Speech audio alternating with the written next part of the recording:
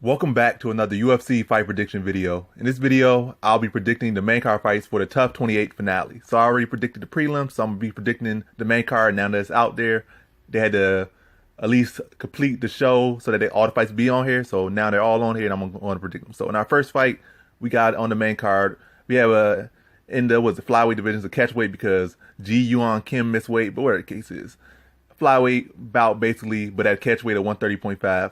You got Ji-Yeon Kim versus Antonia Shevchenko. So look at this fight, even before her missing weight, like Ji-Yeon Kim missing weight, it was like she was at a disadvantage anyway. It was like she hadn't even attempted a takedown. Then she's fighting a world-class striker. Then on top of that, Ji-Yeon Kim, say like her striking offense, like her work rate and her accuracy and all that stuff and her defense, is like all at a much lower percentages than Shevchenko. Shevchenko lands more, she throws more, and she takes less, and she's more accurate because she's a world-class striker. So it shows her in stats. She has like a very high strike accuracy.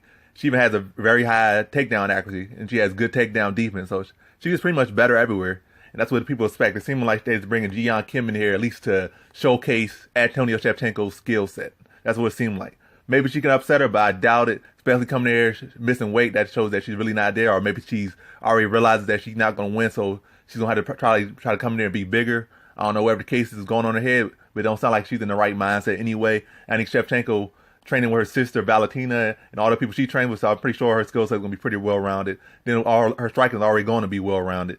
And it's not like Ji-Yeon Kim hasn't even attempted to take down in the UFC, so it's really going to be getting pieced up on the feet by Antonio Shevchenko. I don't think it's going to be a finish. I think Kim's going to be tough, but I think it's going to be a pretty clear-cut one-way traffic. Well, not going to be, Ji-Yeon Kim will be fighting back, but it's going to be clear that Shevchenko is just on a different level, and she's going to win her clean decision, probably 30-27s all across. So in this fight, I got Antonio Shevchenko via decision.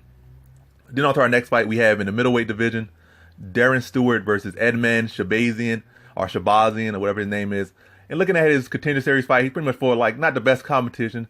The guy was undefeated too, but looking at the fight, he just came in and didn't show too much technique. He just like rushed the guy and was able to just maul him. He felt he was a physically stronger guy. He was the better guy. And he just mauled lower tier competition. So nothing too impressive. Didn't see no clean technique. Wasn't that fast. Wasn't that athletic.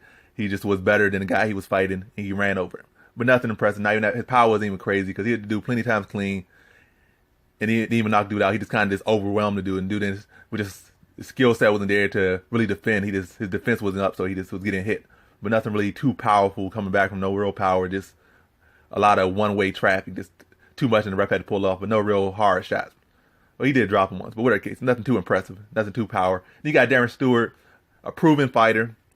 That's fought in some good competition. He might not be like the cream of the crop, but he's fought some good competition. He has good takedown defense. If Edmund Shabazian wants to do that, if on the feet, if he wants to come all aggressive against Stewart on the feet, Stewart has plenty of power, and he will definitely crack him as soon as he comes forward. I think Stewart is by far the better striker and showing better, cleaner technique against better competition.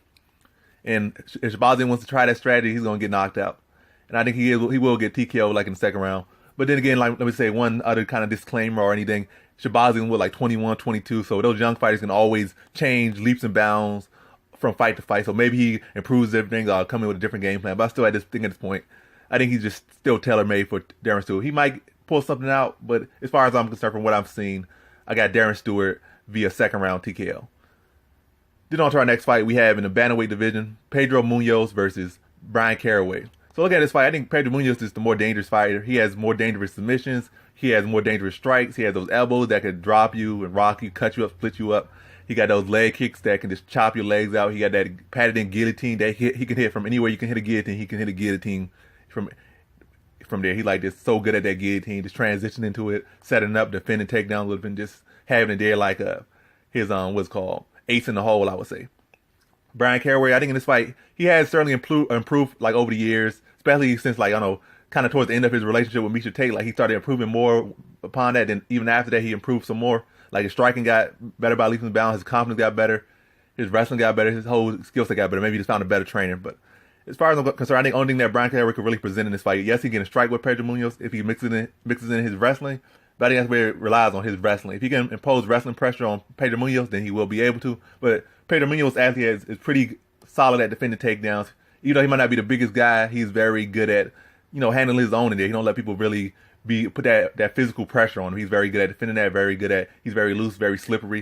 And then on feet, he's just and he's very crafty, and then he's fast and got that power and stuff. And I think he'll be able to be able to deal with Caraway's takedowns. He'll be able to deal with the the physical pressure. I think he'll be able to in the clinches when Caraway wants to try when the initial shots start failing and he started getting the clinch and get those clinch takedowns. He'll get hit with elbows, and then he'll get his leg kick chopped. His legs chopped. Those takedowns accuracy will drop even more. Then I think Pedro Munoz started to pick him off. But I think Brian Caraway is tough enough to make a decision. But I think Pedro Munoz is just going to start breaking him down. And every time, the more he breaks him down, the less effective Caraway will be. But Caraway will be a dog. He'll stay in the fight, make it a fight. But I think he'll just come out on the losing end. So in this fight, I got Pedro Munoz via decision. Then on to our next fight, we have in the women's strawweight division, or women's featherweight division. Let me get that correct. Women's featherweight division, Mary Chiasson versus Pani Kianzad. So even before the season started, or when I first saw who was on the season, Pani Kianzad was really, of any weight class, the male or female side, was the only fighter I recognized because she was in Invicta. You see her on Twitter, you see her on different places. Like some fighters, you might not follow them, really you see them. Like you can't avoid seeing them if you're in the MMA community. And Pani Kianzad is one of those people. I've seen her fight for the title and come up short. I've seen her win a couple fights, and I've seen people retweet her on Twitter. So I've seen her. Other chicks, like I never even heard of them. Like not even one. Well, maybe one other one, but really she was the only one that stuck out like that. Oh, I really know who she is. I've really seen her before. And I think that's the reason because she fought better. But yeah, the reason why is because she's a more high-profile fighter. She's fought more better competition. She's fought for titles. She's beaten some significant names, and that's why.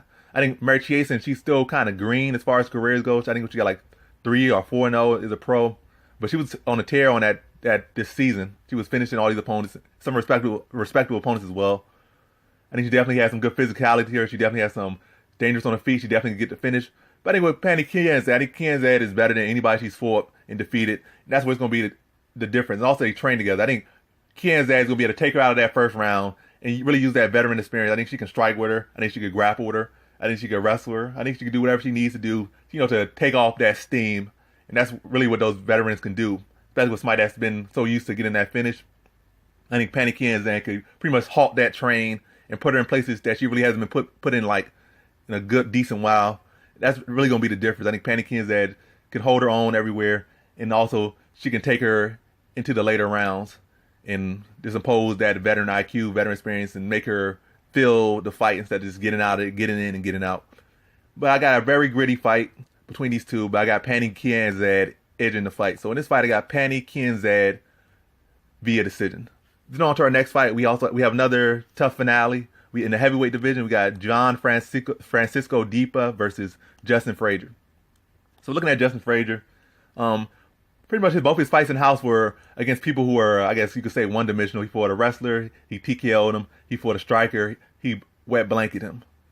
John Francisco Deepa, he fought a little bit more well-rounded people. Still, it's not that the heavyweight division is not that well-rounded, like in general, especially at this level. They didn't really pick the best crop of heavyweight. They picked a bunch of lower-tier heavyweights, in my opinion. There's not really that many good heavyweights out there. They're all pretty much kind of mid, to be honest. But yeah. But John Francisco Deepa, like, he showed more skill. Like, he's more composed on the feet, more composed. As far as being a mixed martial artist, he's more composed. Justin Frazier seemed like he definitely could wrestle. That's nothing that had to be teachable. As far as striking, he had to kind of convince himself he could strike, and when he did it, it worked. It was like he knew he could do that. He just did it. Oh, like, I can actually do this. And he got that win over Batista or whatever his name is. But whatever the case is, I just think Francisco Deepa is just a little bit more composed. And as far as being a fighter, he's the more well-rounded fighter and the more composed fighter. Frazier does have good wrestling. He does have a good heart. He's a good fighter, but I think John Francisco Deepa is just overall the better fighter. I don't know if we go to a finish. I think it's going to be one of those type of decision fights to be back and forth. With Francisco Deepa, just being the overall better fighter and then being the more composed fighter, will be able to win the fight. He's not going to be like his other opponents where he's going to be one-dimensional. He can just take it to the area where they're not good at and beat them. It's going to be a fighter that's going to be, you're going to fight every single weird. I think Deepa overall is just the better fighter. And I think that's pretty much as simple as I can say it, as best I can say it. So in this fight, I got John Francisco Deepa via decision. Now on to our main event. We have in the welterweight division, possibly a title eliminator, at least for Usman. We got Rafael Dos Anjos versus Kamaru Usman. So after before Rafael Dos Anjos really, as a matter of fact, when Rafael Dos Anjos was first even talking about coming to the welterweight division, I always was saying, or at least to myself, or at least in forums or whatever, that people like Kamaru Usman and Kobe Covington on a dog Rafael Dos Anjos when he got there. He came in and went on the tier, but I always knew that Kobe Covington and Usman would dog him. I knew when what's it called, the fight was announced, I was already saying, like, this is an easy fight. Everybody's talking about Kobe Covington finally get his dinner, not realizing how bad Dos Anjos does against wrestlers who can wrestle him, especially consistently like Kobe Covington can and Usman can. They can wrestle you all day long. They're big, they're imposing, and they're very good at controlling. I like bad fight for Dos Anjos, but all that being said, Dos Anjos actually impressed me in that fight. I thought he would just get taken down and mauled worse than he ever did in his career, or at least in recent years. But he actually held his own. It's like, yes, Kobe Covington got 7 takedowns, but how much control did he really have? He only landed about 3 like ground strikes. He took him down, but Dos Anjos exploded back to his feet like every time. Or was able to get back to his feet, work his way up the cage and stuff. And it was actually when Dos Anjos got Covington down in the with the 4th round that he got him down and held him down much longer, had much more control. Still didn't really do much, but he still held him down and had more control than Kobe Covington really had at any point as far as with the wrestling. It's more so that Dos Anjos doesn't do well on his back for going backwards. He doesn't really have any strikes, doesn't really have any counters. And he was letting Covington just basically just run into him and just push him back, then cage hug him and stuff. Like he'll let Kobe Covington outland him by pushing him back. He'll let Kobe Covington rest against the cage and hold him against the cage and pretty much neutralize him for a large part of the round.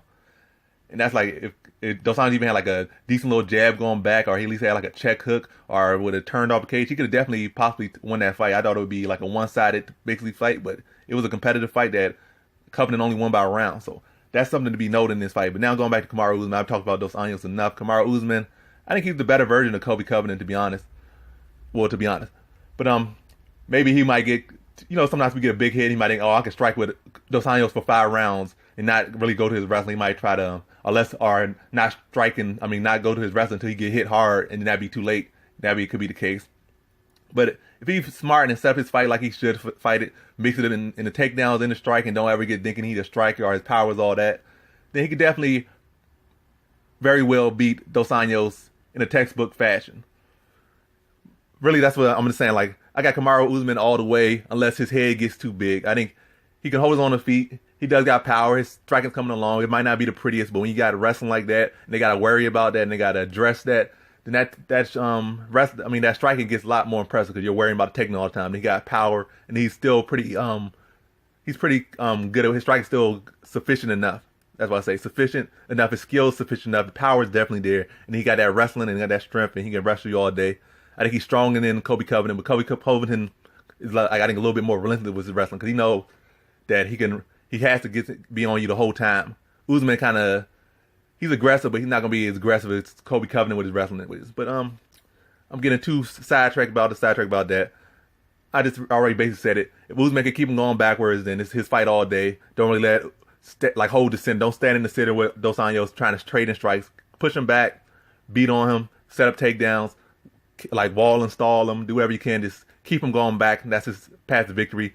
Keep him going back, land takedowns, land strikes, and all that relies on him putting on heavy pressure on the feet and with his grappling. And it should be a pretty not easy fight, but the fight should be going in his direction. But I just think Dos Anjos is definitely going to be game. I think coming off that fight with Kobe Covington, it will actually give him confidence. And he's going to be a better Dos Anjos this time around. But I think Kamaru Usman is still going to win it. It's going to be a back and forth fight. But I think Usman just has the necessary tools to win this fight. So in this fight, I got Kamaru Usman via decision. And that concludes my predictions for the main card of the TUF 28 finale. Thanks for watching. Like, comment, and subscribe. And come back for more videos. Peace.